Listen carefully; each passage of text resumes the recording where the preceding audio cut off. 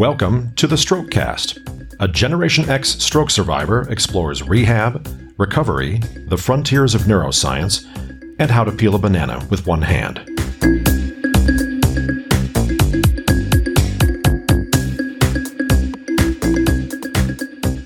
Hello and welcome to episode 3 of the Strokecast. I'm Bill Monroe. Thanks for joining us. Before we get into the meat of today's episode, I do have a couple of things to announce. First of all, due to a quick response from Apple, you can now easily subscribe to the Strokecast in Apple Podcasts. And that also means that you can now subscribe to Strokecast in many of the other podcast applications that are even available on the Android platform, because those applications pull their information from Apple. So go ahead and subscribe to the Strokecast in Apple Podcasts or in the podcatcher of your choice. And if you are listening on the Apple platform, please leave a rating or a review in iTunes, letting other folks know how much you enjoyed, hopefully, this podcast. Also, if you listen to podcasts on Spotify, or if you use Spotify on your mobile phone, you can also subscribe to the Strokecast there. We are, in fact, on Spotify, which gives us even more reach. And if you prefer to listen on that platform, go right ahead. So never miss an episode of the Strokecast. Go ahead and subscribe. There is a ton of stuff we'll be talking about in the coming weeks, and I'm pretty excited about where we are. What do you think about the Strokecast so far? Go ahead and either email me at bill@strokecast.com or leave a comment on episode 3 at strokecast.com. Today, I want to talk about something that afflicts a lot of stroke survivors out there, and that is tone or spasticity.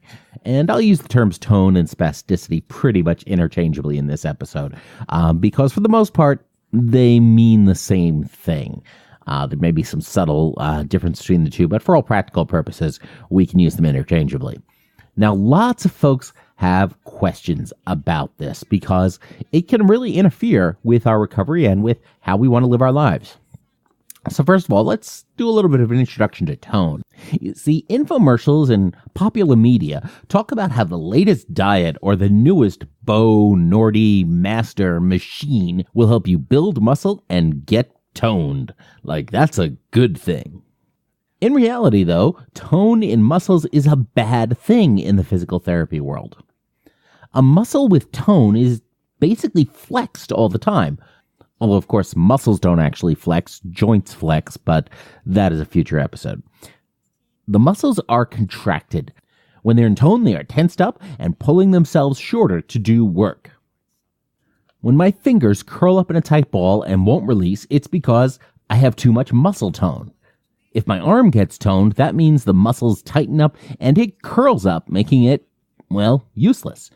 Tone in my legs can prevent me from bending or unbending my hip, knee, or ankle, or it could cause my toes to curl up in my shoe. A muscle with tone is essentially useless. One goal of the exercises I do with my physical and occupational therapists is to prevent tone from setting in. Working on range of motion, joint flexibility, and muscle strengthening helps prevent or at least minimize tone. See, what most people think of as tone is probably actually definition. They want to see the muscles. We often make our muscles visible by contracting them, although most people would call that flexing them. Tone is when your muscles essentially contract themselves and then stay that way, even when you want them to stop. Imagine flexing your arm, flexing your bicep, or contracting your bicep, and then keeping it in that position all day as you go about your business. See, that's why you don't want tone in your muscles. There are a number of reasons this happens. In part, it's because the brain is only sending some of the signals it needs to send to the muscles in the limbs. It also has some evolutionary advantages. Essentially, what happens is that as our bodies and our brains go into crisis in a stroke, our affected muscles go into sort of a fail-safe position. They curl up, and our inclination is to go into a fetal position, to have the arms bend up to the chest, to bend at the knees, or have the hips bend in such a way that it pulls us all together, almost into that fetal position.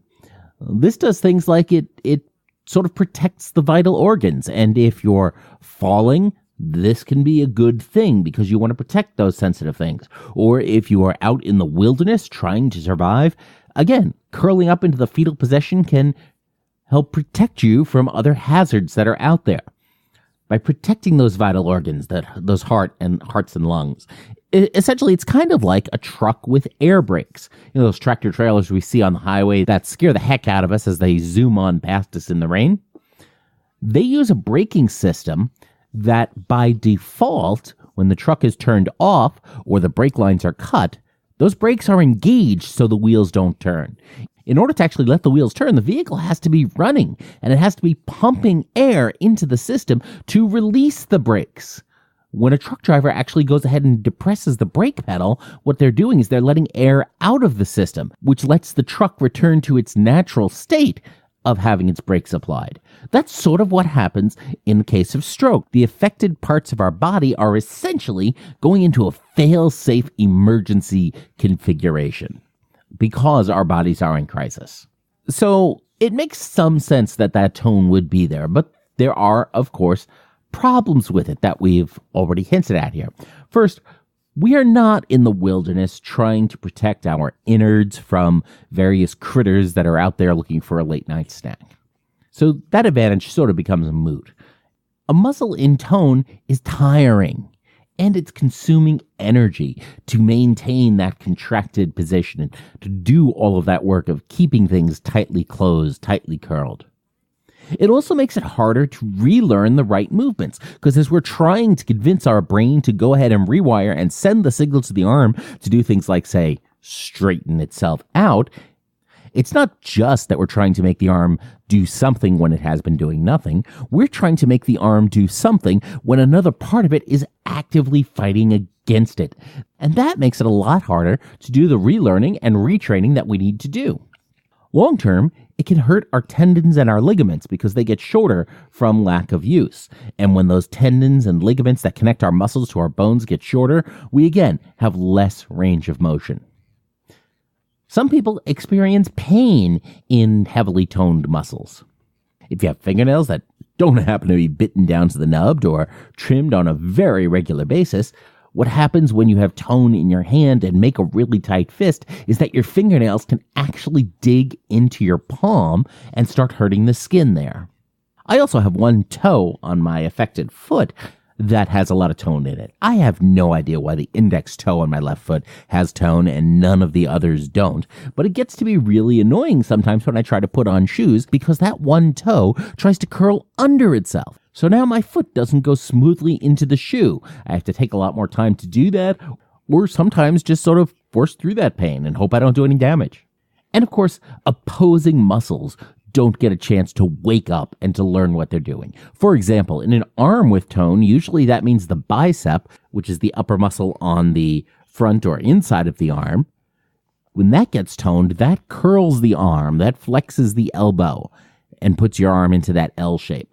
The muscle on the back of the arm, the tricep, doesn't get a chance to relearn and reconnect and fire up the way it's supposed to. Because not only does it have to deal with not getting signal, it also has to deal with the fact that the bicep is fighting it every step of the way. The muscles in our bodies are supposed to work in balance with one another. The tricep is supposed to balance against the bicep to make sure you have your full range of motion in your arm. When you start looking at shoulders and knees and hips and all of the muscles that come into play there, it gets a lot more complicated. And toned muscles make it more difficult to get everything in the right rhythm and working together.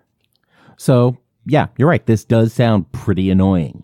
But keep in mind, it is common. Tone following stroke is normal and is just ineffective for everyday life. So how do we fix it?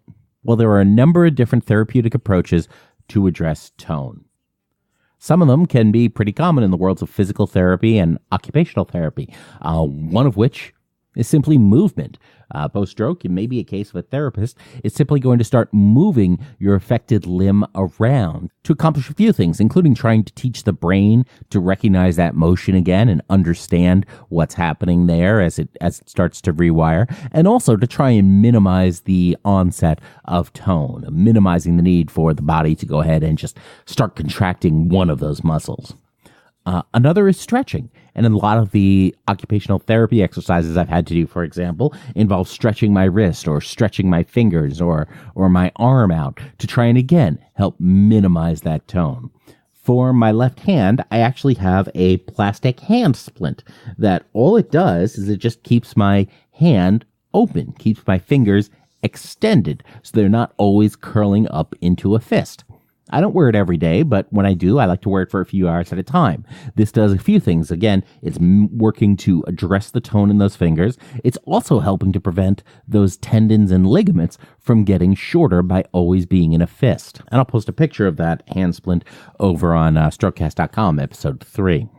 And there are other types of splints that your therapist might recommend. It can be a complicated choice as to whether or not to put a splint on somebody, because when you put on a splint to address one thing, you have to be concerned about not making things worse in another aspect. For example, if you become dependent on a splint, it may mean that the muscles you're trying to train to address that discover they don't actually need to relearn. So, again, it's something to work out with your therapists. Other therapeutic approaches, including tiring out the muscle to try and just get that toned muscle so tired it can't contract anymore, and that gives the other muscles a chance to recover. Massage therapy is also a common way to address tone, of massaging those muscles, those toned muscles, to try and get them to relax and release that tone. Relaxation and mindfulness exercises are another way to approach it, to try and send additional signals to those muscles to get them to relax, or to get them to relax in other parts of the body. And as a little aside here, this is one of those things that gets really interesting in how the body responds to things, because even if I find myself doing something with my right hand, my unaffected hand, and if I'm working really hard with that, I'll feel the tone increase in my left, just as the brain just starts sending signals and responding like that. In fact, even just talking about tone this much in an episode is actually increasing the tone in my arm right now.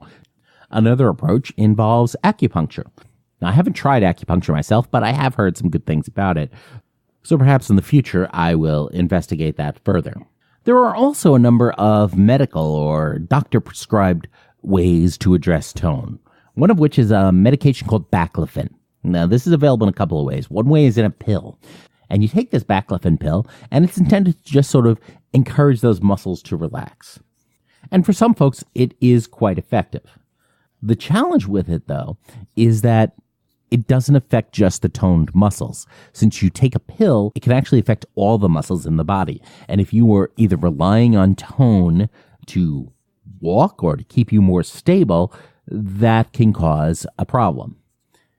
Another side effect of baclofen is that it can also be very tiring for some folks.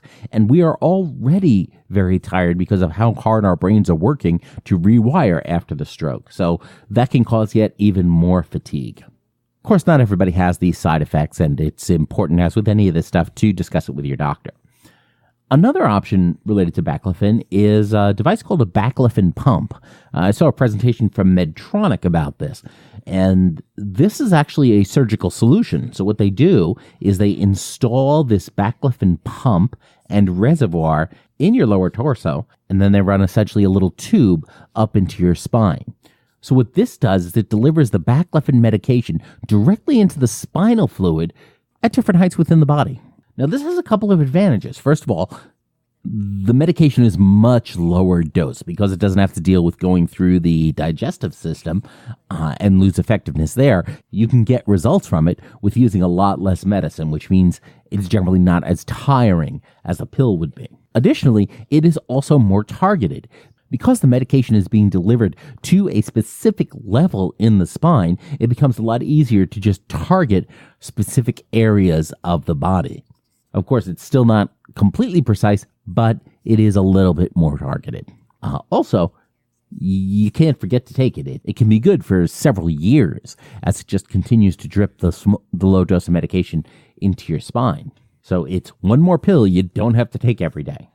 But of course, the obvious downside is, as I mentioned, it does require surgery. And anything that requires surgery is not to be taken lightly. Still, it can be a great solution for some users, especially if you've been dealing with tone for years and years and it is significantly inhibiting your movement. Another prescription option is Botox.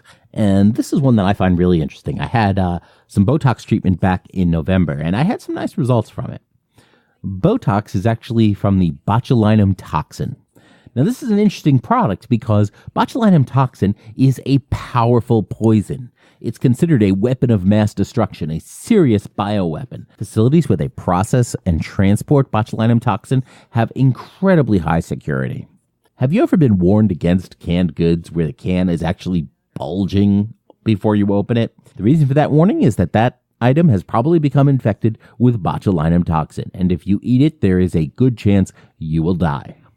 But botulinum toxin is being used for medicinal purposes in a number of ways. The way most people have heard about it is in an anti-wrinkle treatment, where people will have Botox injected into their face and their forehead to paralyze the muscle tissue. What this does is it actually helps hide wrinkles as people get older. The disadvantage is that it also makes it harder to do some facial expressions. So somebody who's had this done a lot kind of looks like it. It's also not a permanent solution, so it does wear off in time. Now, the same principle here, though, applies to treatments for muscle tone. It does require pre-approval from the insurance company. My physiatrist didn't seem to have any trouble getting that pre-approval done. When she injected it into me, what she did was, there are actually two elements of it. She actually had a monitor which was connected to my arm and listening to the sounds of the nerve cells firing in that muscle. And you actually heard these rapid neural noise, these rapid neuron firings as active clicks. And the louder and more frequent the clicks were happening, that indicated just how much noise my nervous system was kicking into that bicep. And then, as the doctor injected the Botox directly into the muscle tissue, not into a vein or in the artery, but directly into the muscle, you would hear those clicks start to die off as those neurons went quiet. Because the thing that's happening there is the reason that muscle is going so much tone is that it is getting so much noise and so much information from the brain as it's kicked into crisis mode that it just can't relax. But once you put some of those nerves to sleep with the Botox, it finally does start to relax. And she put in injections in several different spots, listening for the neural activity, and then treating as appropriate with the Botox in my upper arm, my lower arm, and even in the back of my hand. And it was great to hear those nerves get quieter, to give an opportunity to the other ones to start to wake up. After the injection, what that means is that my bicep was actually weaker. I could do less work with it. It wasn't always going into tone. And that's fine, because this now gave my tricep a chance to recover and gave my tricep a chance to work because it wasn't fighting my bicep the whole time. The idea is that it means that the other muscles, the opposing muscles, can actually become stronger and relearn things before the bicep fully wakes again. And of course, the other advantage is that now my arm and my hand look at least 20 years younger. There is some follow-up involved, of course. After about 3 months, the Botox does wear off, and you do need to go back for another treatment. And now hopefully, this treatment won't be required for a lifetime.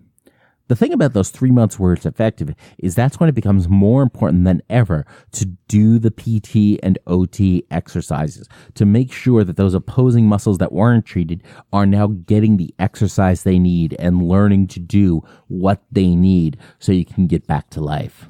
Gives them a chance to go ahead and build more connections and to have a stronger presence in the brain once again. The other challenge with Botox is that if that tone was actually helping, for example, if you were maybe pivoting on a highly toned leg or maybe just hanging laundry on a perpetually curled arm, suddenly that is not going to be an option anymore because that tone is going to be relieved and you may actually lose some functionality in the process while the Botox is in place. Still, it is a treatment with some longer-term benefits that may very well be worth losing some of that short-term functionality. I'm more than 3 months after my last Botox treatment, and I have my next one on the calendar, and I am looking forward to it. The key takeaway here, though, is that arm in a curl, or that fist in a really tight fist, or that leg that doesn't want to bend because some muscles get really, really toned, is a perfectly normal stroke response. It happens to probably most of the stroke survivors that are out there. Some short-term, some long-term. And more importantly, it's treatable. An interesting side note to all of this discussion of tone, or at least interesting to me, is yawning. You see, now when I yawn, it provides unlimited entertainment for my girlfriend. Because my weakened arm, which often finds the fist in a fully closed high-tone position and often the elbow bent at various degrees, when I yawn, it actually goes into full extension, meaning my arm straightens out and my wrist bends up and my fingers flare out as I go full-on jazz hands. See, what this demonstrates to me is that yawning does not come from the same area of the brain as the executive functions. It's a much lower biological function, much lower in the evolutionary timeline of human development. Yawning is something that is bypassing most of those functions. It completely bypasses, in my case, my basal ganglia, which is where my stroke was. And some much more base part of the nervous system is able to communicate to the arm to spread out those fingers and to stretch out and extend all those joints. It further demonstrates that the problems that I'm having are not in my arm. My arm is fine. All the problems are literally in my head. It's all in the nerves. And that brings me to the hack of the week.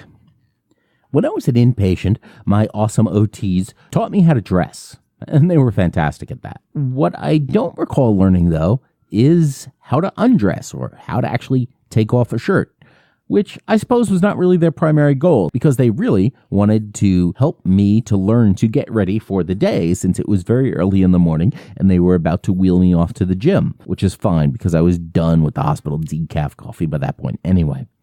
And of course, getting dressed in the morning in the hospital involves first mainly taking off a hospital gown, which is not exactly a skill you often find yourself using once you are no longer in the hospital. So I don't ever recall learning how to take off a shirt in the hospital. And it became a lot of trial and error once I got home, of wiggling my arms or biting the sleeves or trying to back out of it like a cat with a sock on its head. But after a few months, I found the right combination.